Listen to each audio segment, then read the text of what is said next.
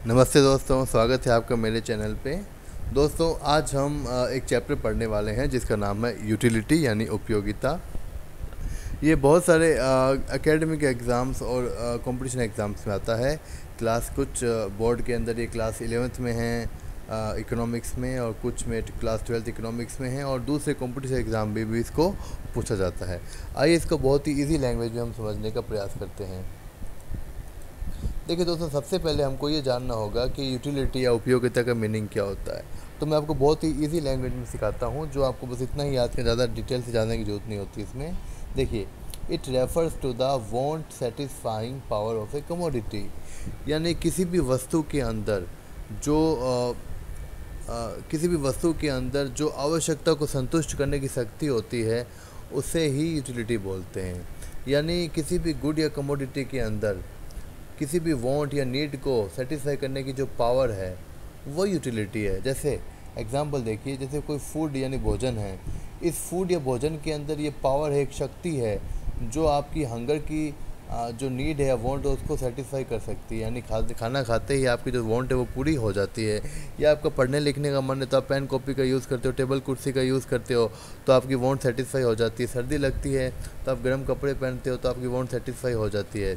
यानी उस वस्तु का यूज़ करने के बाद में आपको सेटिस्फैक्शन मिल जाता है।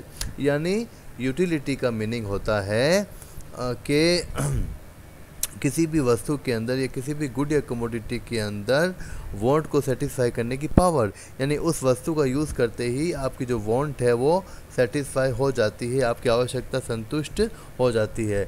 वस्तु की इसी गुण को, कमोडिटी के इसी फीचर को बोलते हैं यूटिलिटी। बट एक चीज़ ध्यान रखिएगा, यूटिलिटी का मीनिंग हम लोग कई बार ये समझते हैं कि भाई यूटिलिटी का मतलब होता है हमें प्रॉफिट मिला उसका यूज़ करने से, या हमेशा लाभ ही मिलेगा। ऐसा कुछ नहीं है।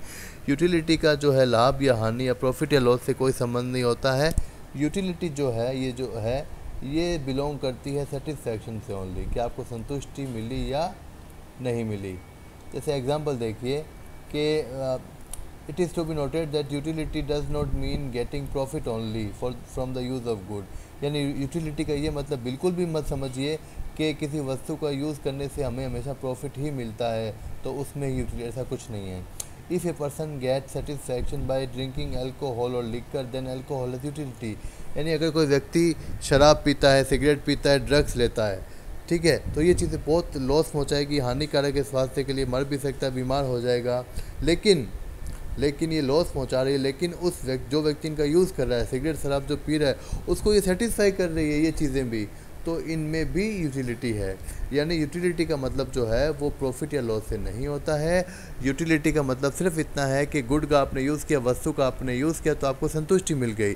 अब चाहे आपको सेटिस्फेक्शन मिल चुका है, अब चाहे उससे लॉस हो या प्रॉफिट हो, इससे कोई मतलब नहीं है। यूटिलिटी जो है वो सिर्फ सेटिस्फेक्शन से बिलोंग करती है, बस आपको संतुष्टि मिलनी चाहिए। प्रॉफिट लॉस से इसका कोई संबंध नहीं है। आइए आगे चलते हैं। अब आते हैं अप्रोचेज ऑफ यूटिलिटी। जो यूटिलिटी है इसकी दो अप्रोच है, एक है कार्डिनल यूटिलिटी अप्रोच, एक है ऑर्डिनल यूटिलिटी अप्रोच। पहले कार्डिनल यूटिलिटी अप्रोच, यानी हिंदी में इसको बोलते हैं गणनावाचक उपयोगिता। गणनावाचक उपयोगिता, इसमें क्या होगा देखिए, ये किसने दिया था? It was given by professor Alfred Marshall. जो कार्डिनल यूटिलिटी अप्रोच की जो धारणा है, जो गणनावाचक उपयोगिता की धारणा है, ये अल्फ्रेड मार्शल ने दी थी। और इसके अनुसार according to this approach, utility और सेटिस्फैक्शन गेट फ्रॉम यूज़ और consumption of the good can be measured in term of numbers और डेटा। यानी ये जो कार्डिनल यूटिलिटी अप्रोच की जो धारणा है, ये प्रोफेसर अल्फ्रेड मार्शल ने दी थी। और इस अप्रोच के अनुसार जब हम किसी गुड का या वस्तु का यूज़ करते हैं, तो उससे जो हमें सेटिस्फैक्शन या यूटिलिटी मिलेगी, तो उस यूटिलिटी या सेटिस्फैक्शन को हम नंबर्स या संख्या में बता सकते हैं। जैसे 100 यूटिल्स, 120 यूटिल्स, 80 यूटिल्स।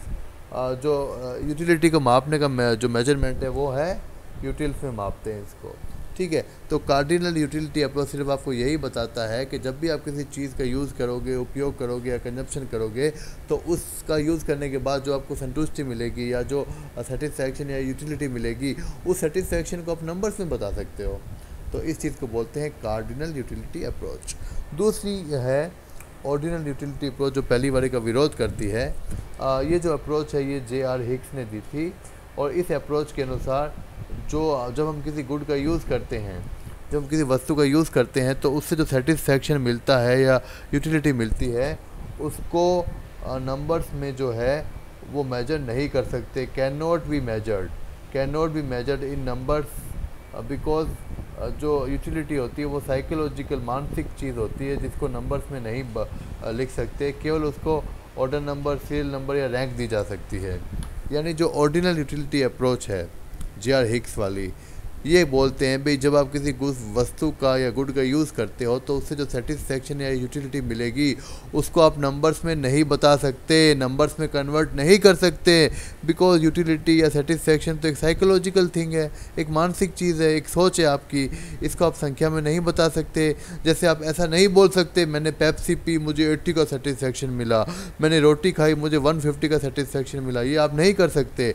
यूटिलिटी या सेटिस्फैक्शन को नंबर्स में नहीं बता सकते, बिकॉज ये साइकोलॉजिकल थिंग है। इसको सिर्फ आप ऑर्डर नंबर, सीरियल नंबर या रैंक दे सकते हो। ठीक है, आइए आगे चलते हैं। अब मैं बताऊंगा आपको टोटल यूटिलिटी यानी TU क्या होती है और मार्जिनल यूटिलिटी क्या होती है। तो पहले एग्जांपल समझते हैं। मान लीजिए आप रोटी खा रहे हो, ब्रेड यानी रोटी खा रहे हो, तो जब आप पहली रोटी खाई तो आपको 100 का सेटिस्फैक्शन मिला, बिकॉज आप बहुत भूखे थे।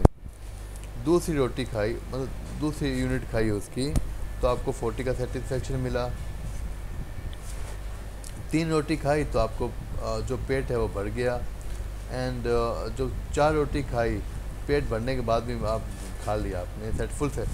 देखिए जहाँ पे ये सेटिस्फैक्शन 0 हो जाता है, इसको बोलते हैं पॉइंट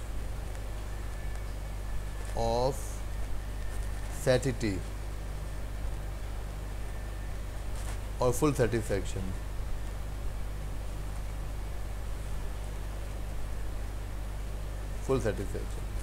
तो ये यहाँ पे फुल सेटिस्फैक्शन मिल गया था, इसके बाद भी यूज़ किया तो जो सेटिस्फैक्शन वो नेगेटिव में चला गया। अब आपने एक ही गुड है, ब्रेड है, इसकी 4 यूनिट्स यूज़ किया आपने, तो इससे आपका सेटिस्फैक्शन का टोटल निकालो कितना हो गया 130। तो ये जो आपको टोटल सेटिस्फैक्शन मिला 130, ये आपकी टोटल यूटिलिटी है। अब डेफिनेशन देखिए, it refers to the total satisfaction get from the consumption और use of all the units of a commodity.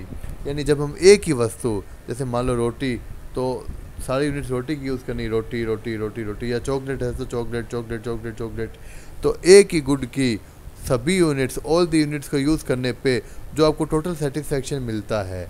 जैसे आपने ब्रेड की 1 2 3 4 यूनिट्स यूज़ की, तो आपको टोटल सेटिस्फैक्शन को जोड़िए आप 100 को, 40 को, 0 को, -10 को जोड़ोगे तो जो टोटल सेटिस्फैक्शन मिला आपको 130 मिला, यही आपकी टोटल यूटिलिटी कहलाती है। यानी एक ही वस्तु की, एक ही गुड की जो हम जितनी भी हम यूनिट्स को यूज़ करते हैं, कंजप्शन करते हैं, तो उससे जो हमें टोटल सेटिस्फैक्शन मिलता है वही टोटल यूटिलिटी कहलाती है। ठीक है, ओके आगे चलते हैं। और एक चीज़ और ध्यान रखिएगा, जहाँ पे आपकी सेटिस्फैक्शन यूटिलिटी 0 हो जाती है, वहाँ पे फुल सेटिस्फैक्शन मिल जाता है, उस पॉइंट को बोलते हैं पॉइंट ऑफ सैटिटी। ठीक है, आइए आगे चलते हैं।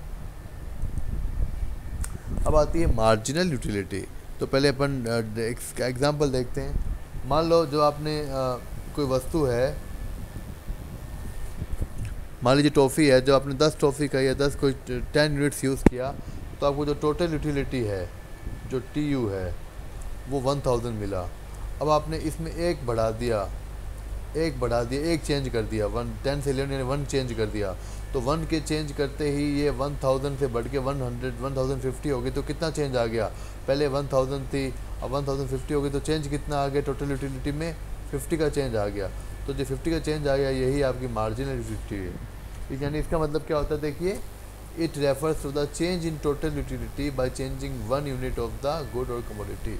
यानी जो वस्तु है हमारी, जो गुड या कमोडिटी है, उसकी एक यूनिट को बढ़ाने से, 1 यूनिट को इंक्रीज या डिक्रीज़ करने से, यानी 1 यूनिट चेंज करने से जो टोटल यूटिलिटी में चेंज आ जाता है, उसे ही, उस चेंज को ही बोलते हैं मार्जिनल यूटिलिटी।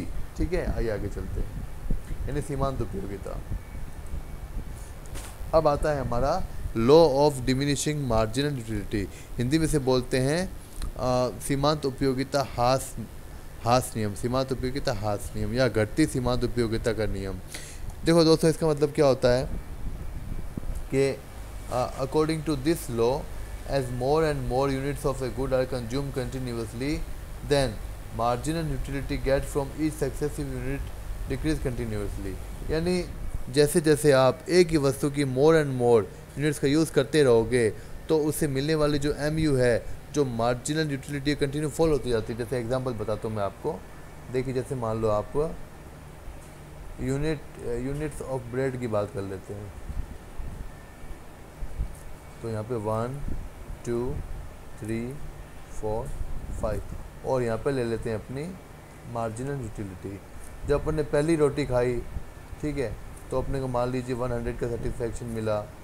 दूसरी रोटी खाई, ठीक है, तो वो मान लेते हैं कि भाई 70 का सेटिस्फेक्शन मिला। तीसरी रोटी खाई तो मान लीजिए आपको 40 का सेटिस्फेक्शन मिला। चौथी रोटी खाई तो आपको 0 सेटिस्फेक्शन मिला। और पांचवी रोटी खा ली तो अब वो ये नेगेटिव में चला गया।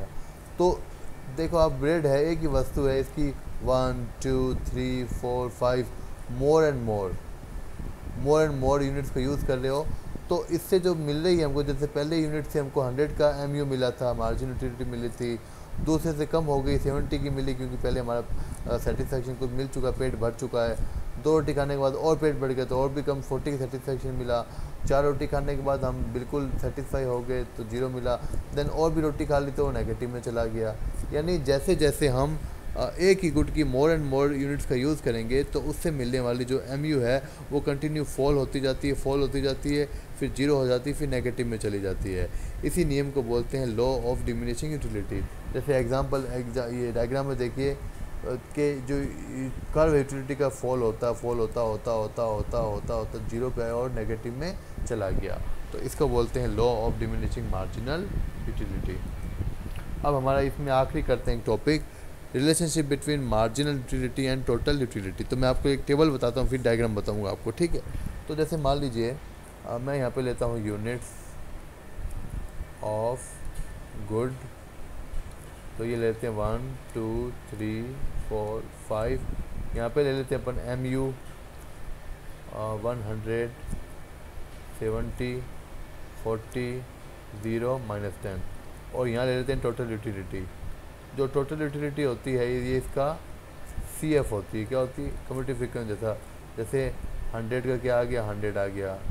100 + 70 कितना आ गया, 170 आ गया। 170 + 40 210 आ गया। फिर 0 0 तो 210 आ गया, माइनस किया तो 200 आ गया, ठीक है। तो अब इसमें रिलेशनशिप देख लेते हैं कि यहाँ तक देखिए कि जो MU है आपका, देखो यहाँ से लेकर यहाँ तक देखिए, यहाँ से लेकर यहाँ तक देखिए, MU जो है वो पॉजिटिव है। MU क्या है आपका, पॉजिटिव है। तो यहाँ तक कंटिन्यू जो है वो TU राइज कर रही है ना। और जब ये 0 हो गया तो ये मैक्सिमम पे आ गया, और जब ये फॉल हो गया तो ये डिक्रीज़ हो गया। तो एक इसकी टेबल बना सकते हैं अपन। देखिए, मैं अगर लिखूँ यहाँ पे कि चलिए यहाँ पे लिख देता हूँ मैं कि जब MU जो है जब तक पॉजिटिव रहेगा तो जो TU है वो राइज कर रहा है। देखिए यहाँ पे ये पॉजिटिव है 100 70 40, है ना। तो ये क्या है 100 170 210, ये कंटिन्यू राइज कर रहा है।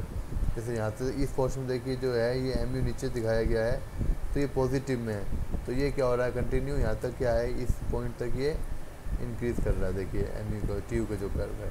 देन जब ये 0 हो गया, सेकंड पॉइंट देखिए, MU बराबर जब हो जाता है 0, देखिए MU 0 हो गया यहाँ पे, तो जो TU है वो कितना हो गया 210, यानी मैक्सिमम पे आ गया। ये कितने पे आ गया, मैक्सिमम पे। तो TU कितना होगा, मैक्सिमम पे। जैसे देखिए यहाँ पे ये इस पॉइंट पे देखिए 0 है MU, तो TU क्या है यहाँ पे, इसी पॉइंट पे मैक्सिमम है। देन जब ये -10 हो गया, मतलब ये जब ये नेगेटिव में आ गया, तो ये क्या होगा 210 से कम हो गया 200, यानी फॉल हो गया। यानी तीसरा पॉइंट क्या लिख सकते हो आप कि MU जब है वो नेगेटिव में चला गया तो टी यू क्या हो गया, फॉल हो गया। तो ये आपको संबंध याद रखना है। और डायग्राम तो ज़्यादा कंपटीशन एग्ज़ाम में नहीं पूछे जाते हैं, खाली 11th या 12th में आपको बनाना पड़ सकता है, तो बनाना सीख लीजिए आप। लेकिन जो ये रिलेशनशिप मैंने लिखा है उसको आपको याद करना पड़ेगा, समझना पड़ेगा, ठीक है। Thank you so much. कोई डाउट है तो मुझे ज़रूर पूछिएगा आप इसमें।